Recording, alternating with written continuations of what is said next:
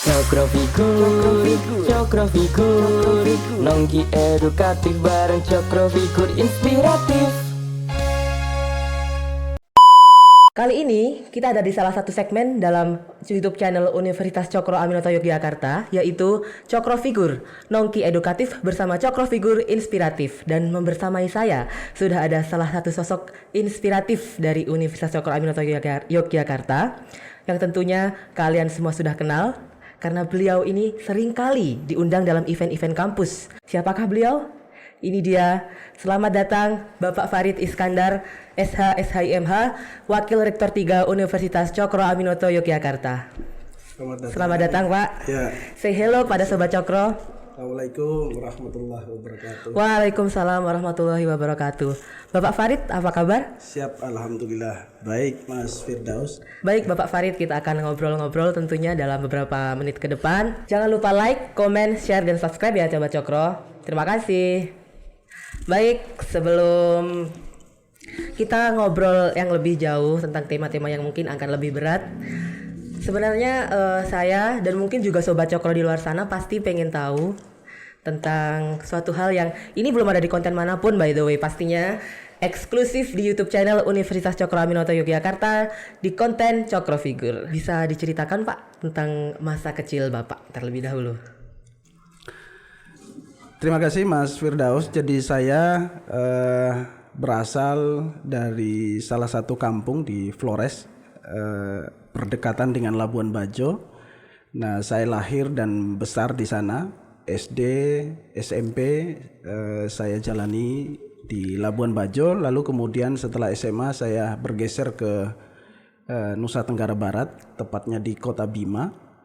Nah, lalu kemudian setelah tamat SMA, saya waktu itu sebenarnya bercita-cita ingin jadi tentara. Wow.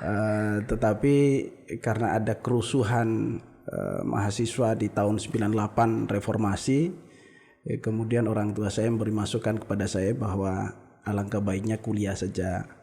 Nah, tetapi waktu itu saya urungkan niat karena pada saat saya ujian akhir SMA, ibu saya meninggal, sehingga saya agak drop waktu itu. Akhirnya 2 tahun kemudian baru saya memilih kuliah. Bapak sangat berkeinginan untuk menjadi seorang tentara, tetapi pada akhirnya Bapak menuruti keinginan orang tua, yaitu untuk kuliah saja.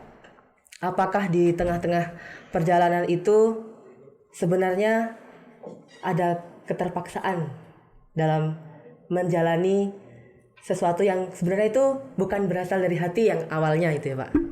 Ya, jadi sebenarnya karena kita hidup di kampung, literasinya terbatas, sehingga yang kemudian menginspirasi kita ya hanya dunia sekitar kita. Nah, kebetulan di sekitar kita kan lebih banyak tentara. Saya melihat tentara gagah dari sisi pakaian, kemudian mereka kelihatan seperti berdisiplin. Nah, itu aja sebenarnya bekalnya kenapa kemudian saya kepingin jadi tentara.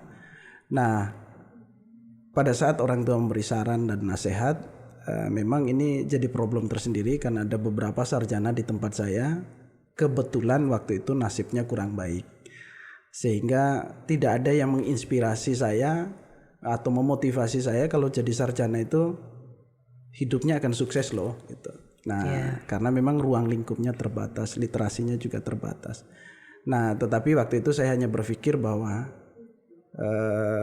saya gak apa-apa kuliah dulu, nanti mungkin setelah saya sampai di Yogyakarta akan saya lihat bagaimana sesungguhnya dunia kampus gitu. Nah, sehingga memang pada saat orang tua saya memberi saran demikian, saya hanya mengatakan saya mau kuliah tapi hanya di Jogja, dan pilihannya hanya 2, Fakultas Hukum atau Visipol. Kalau dua-duanya saya tidak diterima, saya balik kampung lagi. Itu dulu kenapa kemudian ya sudah, begitu di Jogja saya melakukan survei beberapa kampus dengan mengukur kemampuan orang tua. Karena ikut ujian masuk perguruan tinggi sudah telat, karena saya saya termasuk tamatannya 3 tahun. Sementara syarat untuk masuk PTN itu adalah 2 tahun ijazah. Jadi tamatnya harus 2 tahun. Setelah tamat gitu ya Pak? Setelah tamat. Nah, karena PTN sudah tidak ada ruang untuk saya mengikuti, kemudian kampus-kampus swasta juga saya survei semua, dan saya kemudian mengukur kemampuan orang tua, jatuhnya di Cokro Aminoto Yogyakarta pada saat itu yang paling realistis biayanya berdasarkan kemampuan orang tua. Itu kenapa kemudian memilih Fakultas Hukum Universitas Cokro Aminoto Yogyakarta. Berarti berangkat dari hal itu dulu Bapak ke Jogja sendiri ngurusin apa-apa sendiri gitu? Betul, saya sendiri, tetapi di tengah perjalanan saya ditemani oleh masih sepupu saya, tapi beda pilihan.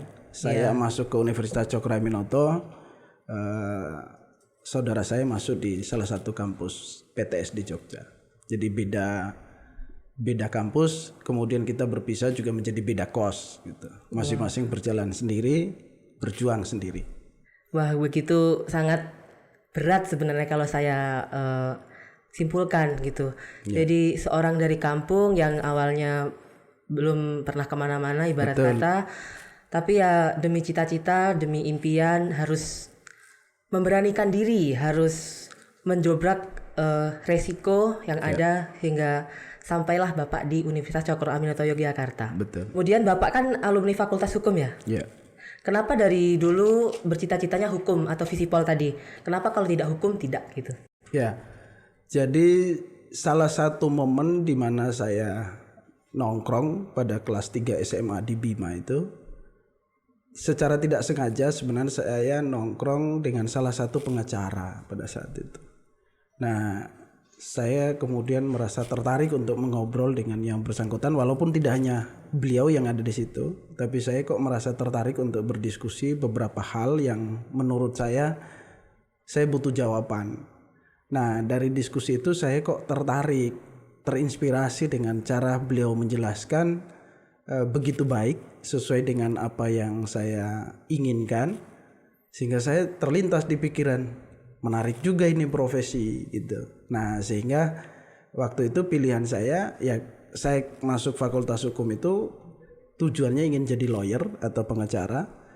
Kalau jadi masuknya di Visipol, tujuan saya ingin jadi guru atau dosen. Itu aja dulu pertimbangannya, karena saya tidak melihat profesi lain itu menjanjikan waktu itu, atau memang karena saya punya cara pandang yang terbatas. Begitu, Mas Firdaus. Dari cara pandang yang terbatas. Tapi kalau saya lihat Bapak kan hidupnya di kampung ya dulunya. Betul. Dengan cita-cita yang awal sebagai tentara. Kemudian karena ngobrol dengan pengacara tadi sehingga terbukalah keinginan untuk menjadi lawyer. Iya. Jadi tapi menurut saya itu dari Bapak kecil pasti sudah ada meskipun keinginan tentara, tapi untuk menjadi seperti sekarang ini tentu saja Bapak terinspirasi dari mungkin buku atau tontonan, karena untuk seseorang yang sekarang sukses di bidangnya, saya yakin tidak cuma asal melihat orang tapi kemudian pengen, berarti Bapak adalah orang yang punya determinasi tinggi atas hal ini gitu. Ya, jadi setelah saya sampai di Jogja, saya kemudian merasa tertinggal karena 3 tahun tamat SMA harus bergabung dengan teman-teman yang usianya relatif lebih muda karena mereka fresh graduate, baru tamat SMA langsung kuliah. Nah, saya merasa tertantang. Oleh karena itu, saya memacu diri saya pada saat itu, menghabiskan banyak waktu saya untuk membaca buku, menghabiskan banyak waktu saya untuk menonton berita. Jadi itulah kemudian mendorong saya untuk mengejar ketertinggalan tadi. Dan alhamdulillah saya tidak butuh waktu lama untuk menyesuaikan diri dengan teman-teman seangkatan saya pada saat itu yang relatif mereka lebih cepat dalam menangkap ilmu pengetahuan yang diajarkan. Nah, karena saya sudah bahkan setiap hari saya menghatamkan satu buku yang tebalnya sampai 400-500 halaman. Kemudian itu saya lakukan rutin di awal-awal saya, bahkan sebelum masuk kuliah. Saya sudah melakukan itu dan itu yang mendorong saya akhirnya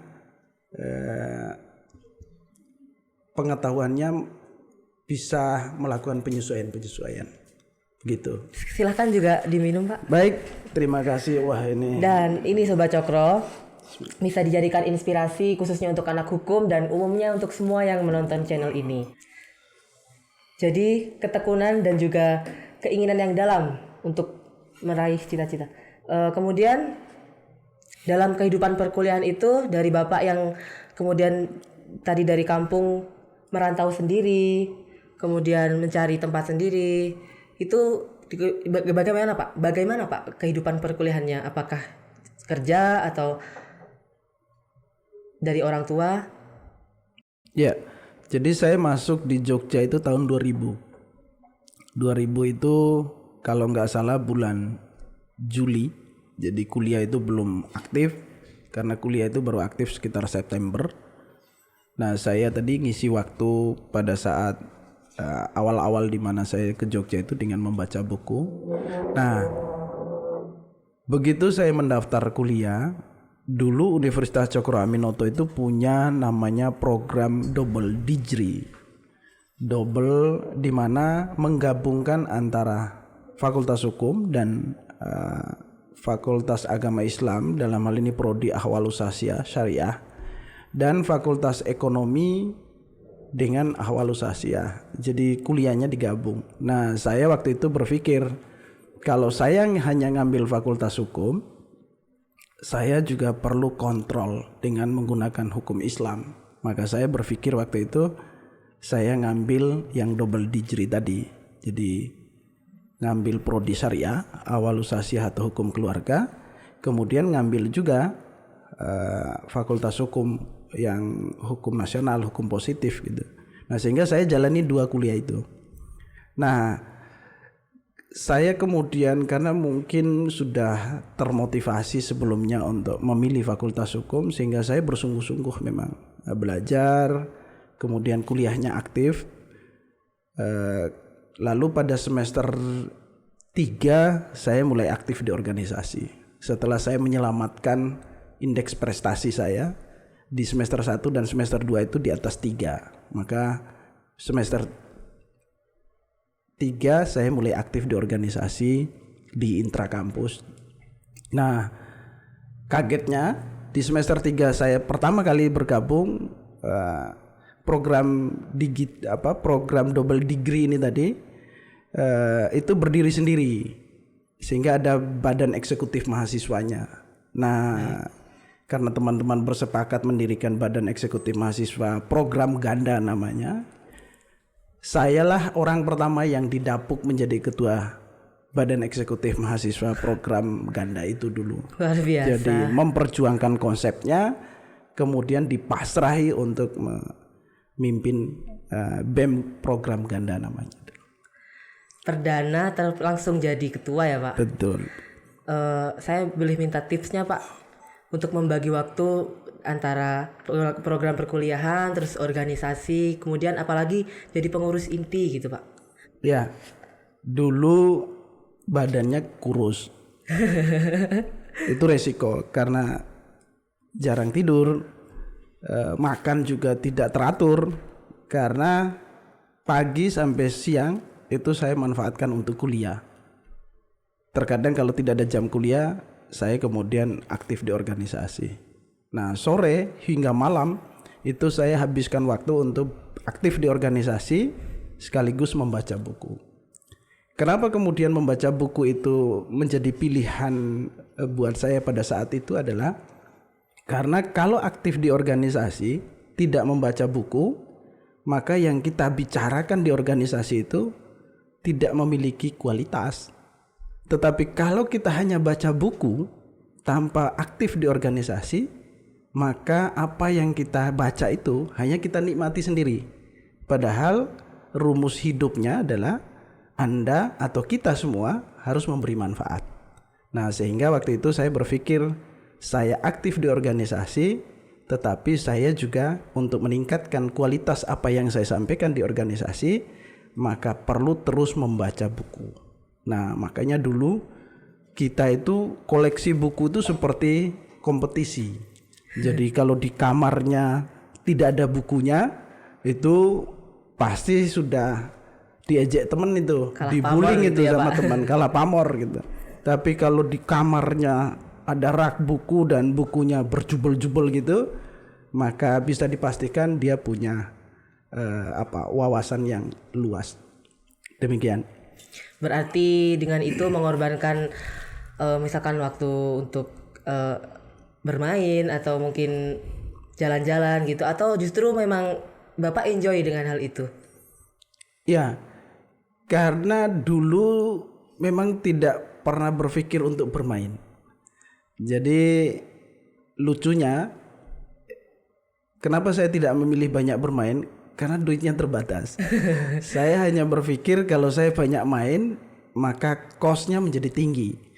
Nah, tetapi kalau saya aktif di organisasi, maka ya hampir menjadi rahasia umum.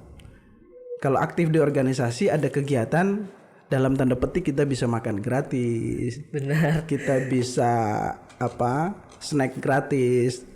Dan itu menurut saya membantu waktu itu ya. Karena kita kirimannya juga nggak selancar sekarang kan, bisa e-banking, bisa transfer. Dulu pakai pos, kirimnya pakai kantor pos. Jadi apalagi kita jauh banget ya. Jauh banget di NTT sana, kirim ke Jogja kan tidak semudah seperti saat ini. Nah, tapi itu tadi saya hitung-hitung selama saya kuliah dari tahun 2000 sampai 2004 itu lihat Malioboro kayaknya 2 kali tok.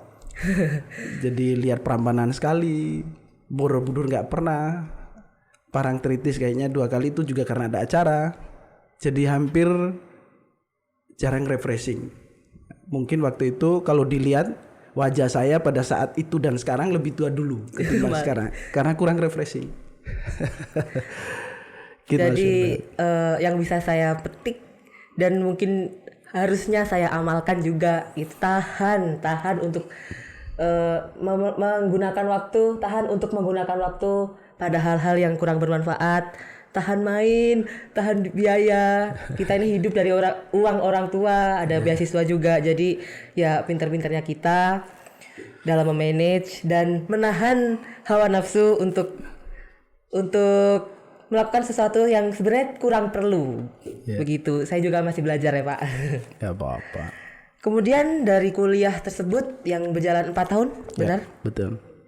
Bapak apakah langsung menjadi dosen di Universitas Cokro Aminoto Yogyakarta atau bagaimana? Oh enggak. Jadi karena kuliah saya 2, saya menyelesaikan syariah dulu di 2024 dan kemudian Mohon maaf 2004 2004 saya menyelesaikan syariahnya dulu. Kemudian mundur sekitar 3 bulan 2005 awal tahun saya menyelesaikan yang Fakultas Hukum. Jadi perbedaannya hanya 2-3 bulan saya menyelesaikan dua-duanya. Nah, setelah itu saya kemudian menjadi editor buku. Jadi tidak langsung jadi dosen, tidak langsung jadi lawyer. Karena begitu saya wisuda, orang tua lepas.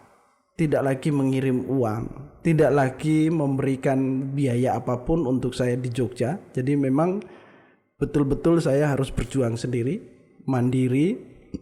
Orang tua sempat bilang, "Ya udah pulang aja." Tapi saya berpikir bahwa saya tidak melihat tanda-tanda kehidupan kalau saya pulang. Maka saya berpikir saya bertahan di Jogja saja karena masih banyak hal yang perlu saya belajar. Dan Jogja itu adalah tempat yang paling representatif, yang paling luas ruangnya untuk kita belajar. Karena perpustakaannya gratis, akses ke toko-toko buku juga kita mudah. Waktu itu kan belum familiar menggunakan internet ya.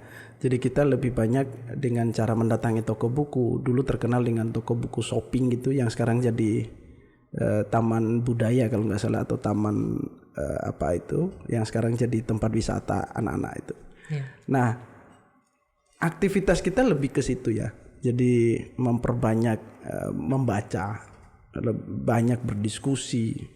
Nah, tetapi yang perlu Sobat Cokro juga jadikan patokan apa yang kami lakukan tidak harus semuanya diikuti karena sudah beda zaman, beda keadaan. Jadi saya ingin mendorong bahwa membaca buku oke, organisasi oke, tapi jalan-jalan juga oke. Karena jangan sampai tua sebelum waktunya. Jadi itu penting karena keseimbangan itu menjadi penting. Serius iya, santai ya. Jadi saya mendorong anak-anak muda sekarang baca buku oke, diskusi oke, berorganisasi oke, tapi jalan-jalan juga oke. Karena biar kita fresh gitu. Karena biar gak pusing kita perlu healing ya pusing. Pak. Betul sekali. Yang saya tanyakan berarti Bapak diangkat menjadi dosen atau menjadi dosen itu mulai tahun berapa? Oh, saya jadi dosen itu belum lama. Sekitar tahun 2020. Saya duluan menggeluti dunia advokat, lawyer itu di tahun 2010. Kemudian saya aktif menjadi lawyer walaupun masih sambil belajar gitu. Nah, tetapi alhamdulillah terbangun beberapa relasi. Saya punya banyak sahabat di teman-teman kepolisian. Saya punya banyak teman atau sahabat di teman-teman TNI, lintas profesi. Kemudian tahun 2019 saya diminta oleh kampus untuk menjadi bagian dari aktivitas akademika dalam rangka membantu kampus. Waktu itu ya sudah saya terima, tetapi ada komitmen yang kita buat bahwa dunia lawyer saya tetap saya jalankan, tapi waktu yang lain saya berikan untuk UCY. Jadi saya baru jadi dosen tuh di 2020. Nah, jadi wakil rektor 3-nya tidak lama setelah itu. Jadi karena mungkin rektor maupun yayasan tahu basic atau pengalaman organisasi saya ketika mahasiswa itu cukup baik mungkin. Kemudian relasi, kebetulan kan 2016 saya terpilih jadi ketua alumni. Wow. Sampai sekarang. Nah, dari situ mungkin hubungan dengan kampus menjadi lebih intens karena saya ketua alumni. Nah, kita tahu alumni itu menjadi mitra strategisnya kampus. Nah, dari situ kita kemudian sering berdiskusi. Tetapi teman-teman yang ada di yayasan maupun rektor pada saat itu merasa bahwa Mas Farid, kalau Anda banyak memberi masukan, banyak memberi gagasan-gagasan, tapi Anda tidak menjadi bagian daripada eksekusi terhadap gagasan itu, maka sulit rasanya bisa mewujudkan gagasan itu. Maka kami mengundang Anda masuk dalam sistem, kemudian eksekusi terhadap semua gagasan yang berorientasi pada kemajuan kampus. Maka kemudian saya bergabung, tadinya wakil rektor 4 dulu. Wakil rektor 4 itu bidang kerjasama dan kehumasan. Tetapi karena ada peremajaan organisasi, WR4 dan WR3 itu digabung.